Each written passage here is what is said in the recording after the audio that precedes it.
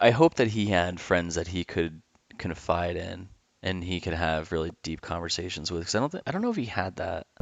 You're alone again. I shouldn't be thinking of you, thinking of me. I know you're not. Greetings, everyone. This is Mike, and this is the Daily Bread podcast where I sit on my couch and I talk into a headset and I record it, and you give me time to listen to me ramble about shit. And I greatly appreciate that because I don't really know how people find this podcast unless they are fans, I guess, of the comic on Instagram or of the things I do, and they're just like, "What the fuck is this guy going to talk about?" So it's a mixture of random things. Some of them have been breaking down songs that I've written over the last 20 years for my band Lane Meyer that I was in.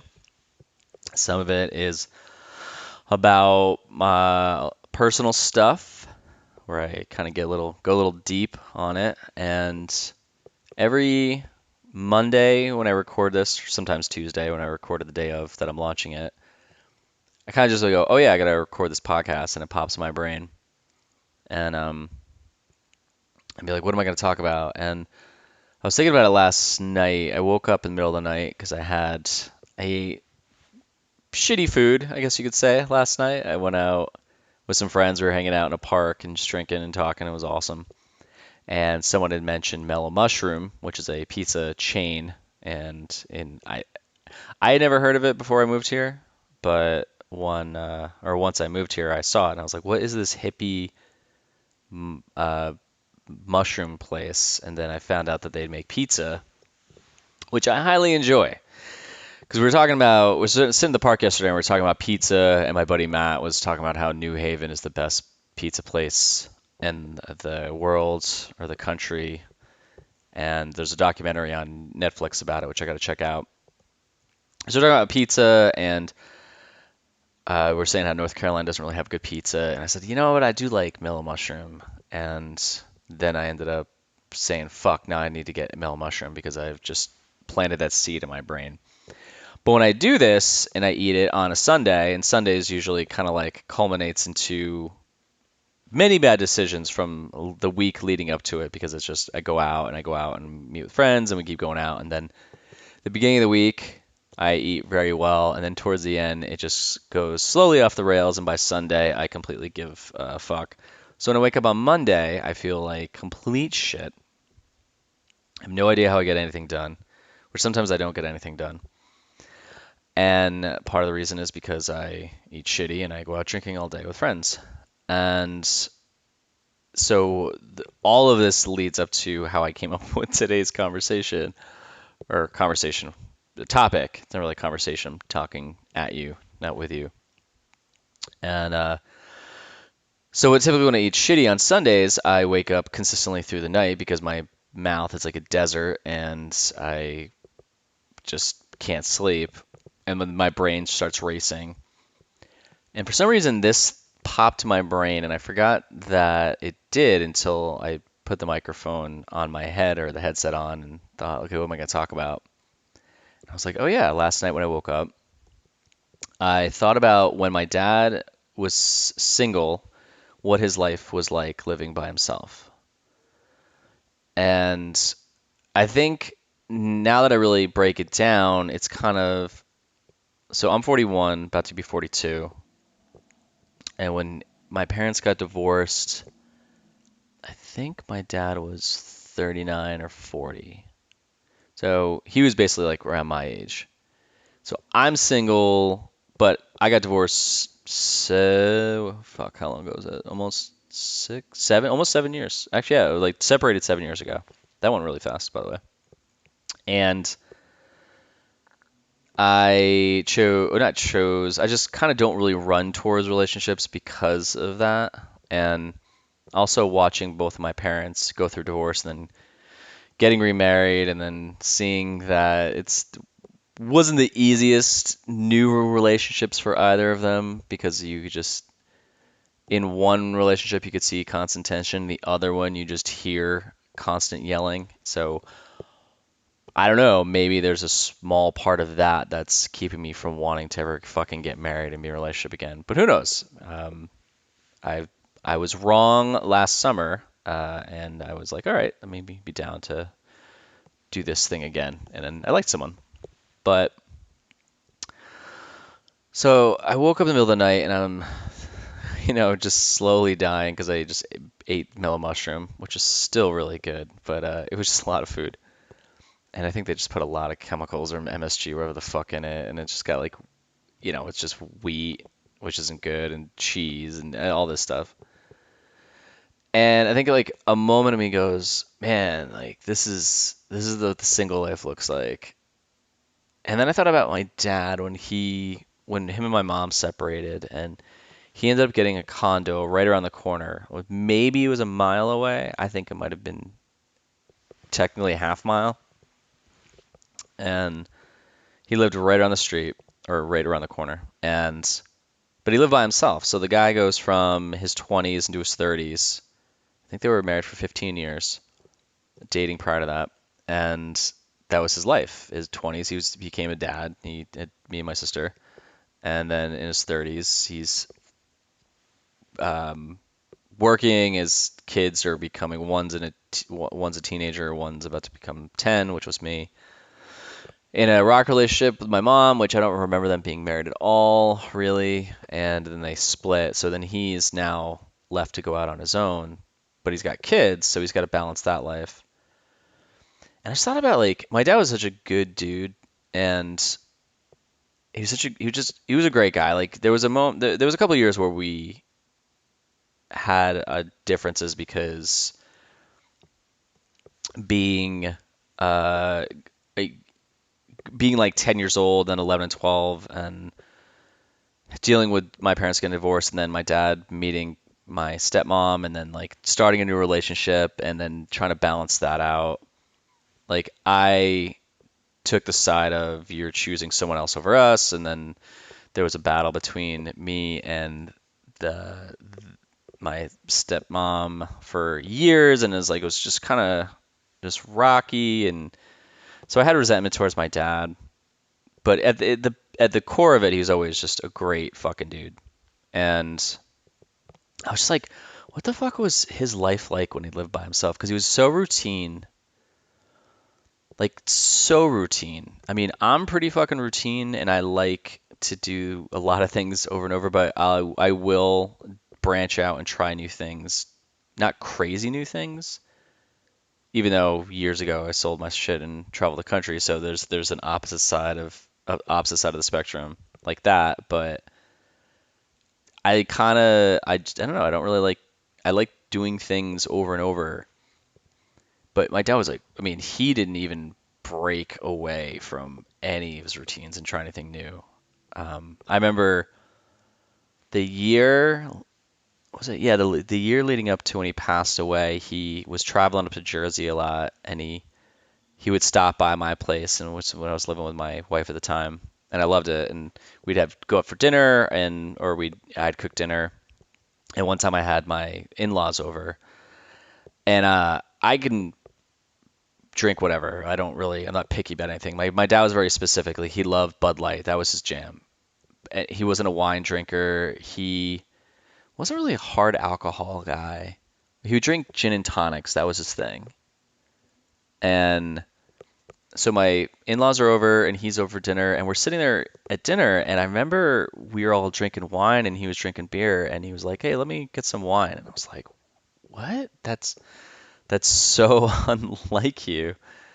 Because he just never broke from routine. And I kind of, it's weird when I think back at it because it's almost like, I don't know, I overthink it. Like, did I make him feel bad for not drinking wine around us because he was so just stuck in his ways? But it was never like stubborn to where it was mean about it. He would just be like, "Ah, just what I do." And then I remember him just drinking a glass of wine, and I thought, "Oh shit, I hope I didn't like say something to make him feel bad that like, oh, you're the only one not drinking wine right now." I don't know why that just sticks with me. It's a weird thing that I've had with me for many years. Um, which is crazy because then months later is when he passed away suddenly, and but it wasn't from the wine, so I don't think that is the bourbon or anything like that. But again, he was so routine, and I just remember, I just so when I woke up last night, I was thinking about like, what the fuck did he do when he was living by himself? I mean, in was he sad? That was like the thing that kind of started, like your mind just goes through stuff, and I was like, man, like what was it like? Like I never saw him. I think I saw him cry once when his dad passed away when I was very little. I saw him cry, but that was it.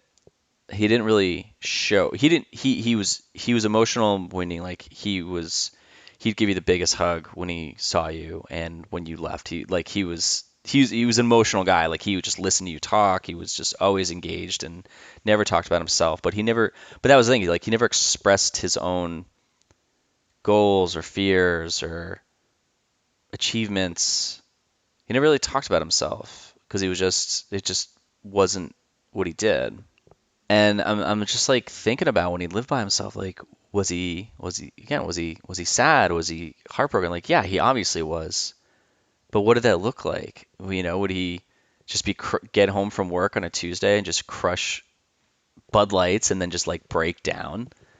Like was he scared about anything? Was he happy? What did he was like, fuck, this is the life, man. I've been living my whatever years, my 20s and 30s, and doing the adult thing, and now I get to see my kids like I get them every other weekend, and then every Thursday for dinner they come over, and but other than that, like he had pure freedom, and he's working this job, and this is before the internet, this is before fucking like dating apps, I mean he went on dates and stuff. He had a couple girlfriends, and he'd be like, oh, this is Judy and this other person, and we're like, oh, hi, and it was never like you saw him living this bachelor life because he always presented himself well. He never thought like, man, that's just kind of or what's the word? Um, unparent like, I guess. He never looked like he was living the bachelor life.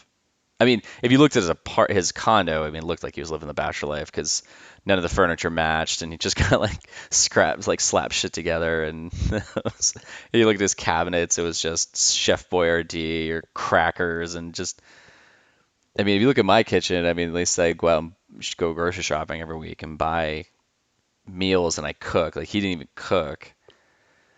He didn't really cook real food. He always cooked things in boxes and shit like that. So. I don't know. It's like I just try to think about that, and I compare it to my life where I don't have that. I don't have kids, and I don't have to have any attachment to my ex-wife. And it's like, granted, I had the depression and sadness of being divorced, and I was very sad because it was very sudden. Um, but I think we like are living two completely different lives, where his single life completely opposite from mine. He also worked for a company. I work for myself. He had kids. I don't. I think he was kind of happy to be separated from my mom, from what I could see. I was very sad. I mean, now I don't give a shit about my relationship with my ex and that we're not together. But it's just weird to see this, um, like duality, I guess. I don't know if that's the right word. We both were presented with this crazy life thing of I don't think he ever wanted to get divorced. I never wanted to get divorced. Then we got divorced. He got remarried, had my little sister, um, and I am still single. And I don't know if I want to have kids. I don't know if I mean, I'm in this spot now. Like, who knows? I could meet someone and I can totally change my mind because once you meet someone, everything changes. Like, you can paint a picture of this life you think you can have, or a person that doesn't exist, and you can easily just start listing out all the things that are wrong with them, even though this person doesn't exist. But you think of, well, if I meet someone, they're going to take me away from A, B, C, D, E, F, G, everything. But then I have met someone recently where I thought it was easy to go, oh man, like this is all those things I was afraid about. Like I'm not afraid about them, or I'm not afraid of them. I'm thinking of how this could work. And then I think about, well, I don't want to meet someone who, I don't want to be a dad to someone's kid. There's always that possibility of meeting someone and like having them have kids. And if I'm on a dating app and I see it's like, I come with 3 kids, I'm like, no, because there's a fear of, I just really like this freedom that I have, even though sometimes I'm kind of thinking, am I doing the best I can with this freedom that I have? Am I overthinking this? Should I just not care? And then I think of, well, if I meet someone, that's giving up my selfishness. And if I meet someone who's got little people with them, then I'm really giving up my selfishness. And that's not a life that I can imagine now as like where I am. Like I can't imagine me sitting here and there's just toys and shit all over the place, or like I definitely couldn't be recording a podcast like this if there was people in the room. Like I'm in my apartment, there's no one here. There's no chance of anyone walking through that door unless I guess there's a burglary or I have someone come over, which I don't have anyone on the roster right now to just randomly come over. So I pretty much can sit here and just do this. To go from this to go from this to not having this freedom, I don't know if I really want to take that leap. But I've talked about this many times before, is I also don't know if I want to be 80 years old and look back and be mad at myself because I am alone and then I'm spending another Christmas or holidays by myself, which aren't fun. They really are not fun. I need to plan way better when it comes time for holidays. Like I need to do something that goes completely opposite. The only good thing is that my mom just moved down to Savannah, which is cool. So now I can at least go down there for, again, Thanksgiving or Christmas, especially now that I'm fully vaxxed. So I don't have to worry. Well, for now, until I probably have to get like I guess the booster in a year, 6 months, whatever they're gonna do. But I don't know. I hope that when he was living by himself, he was living the life and living it the way that he wanted. And I hope he wasn't sad. I'm sure he had nights where he was bummed out, and I don't know. Just like I hope that he had friends that he could confide in, and he could have really deep conversations with. Because I don't know if he had that. Even with his really good buddies from high school, I don't know if they had deep discussions. I think that's why I mean, Christ, I'm sitting here putting a podcast out talking about this. I mean, you can't get any more fucking vulnerable than doing this shit. So obviously I have no fear in that. And then my friends, I only choose friends I can have really close relationships with. Like I could speak my mind and I can have deep conversations. I have a lot of friends like that.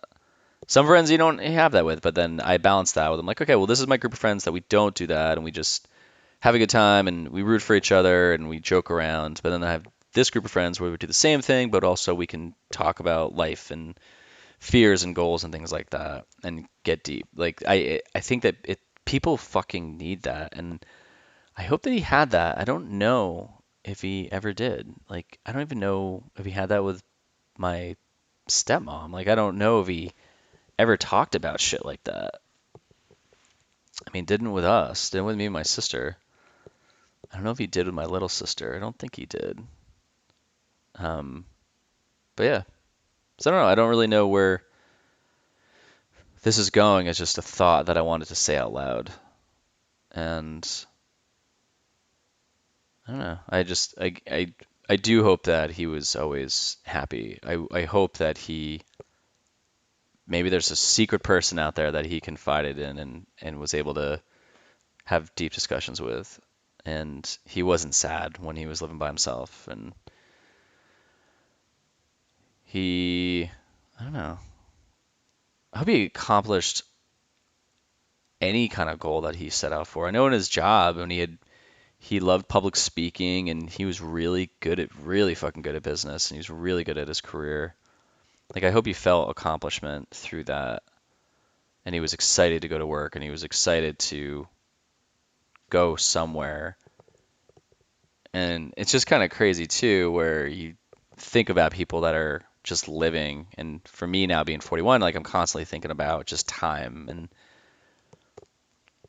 there's really maybe 6 decades left of this for me, if I'm lucky. And then after that, it's just trillions and trillions and trillions of years of, I don't know, compared from this YouTube thing that I saw about space and time and how long it just goes on forever. That's a lot of time to not be here. It's a very short amount of time to be here. And you think if I thought about that and I see how my dad lived his life and he suddenly died, he died suddenly because of colon cancer because he didn't get fucking colonoscopies, which is why I got my first one last year. Um, it's like that's it. So knowing that, and I also am routine and don't go and do crazy shit. It's just weird because I'm like, well, if I'm worried about time and not having enough of it, why am I not going out and experience as much as I can? Because I'm routine. I like my fucking routine. So maybe that's not a bad thing. But yeah, so that's all I had to talk about, or all I have to talk about today. I don't think I'm wording that right. But yeah, so go check out my couple checklist book because that makes total sense after everything I just talked about. Um, I think the more and more episodes people listen to this podcast than I talk about relationships or my fear relationships or my past relationships, they could see why that book makes sense. I think psychologically it totally makes sense because there's a fear of me being with the wrong person. So I think it translates over to I don't want people to be the wrong people, but there's also this little sarcastic person in me that wants to just cause trouble and see or cause disruption and see like what people do with it. Not in a bad way, not in like a Joker Batman way, but just kind of a little mischievous like laugh from the side, like kind of rub my hands together, like, oh, what are you gonna do with this information? So, yep, couple checklist, yourdailybread.com. Go follow the Instagram account, yourdailybread, BRED. Share this podcast with people who might get something from it. And that's it.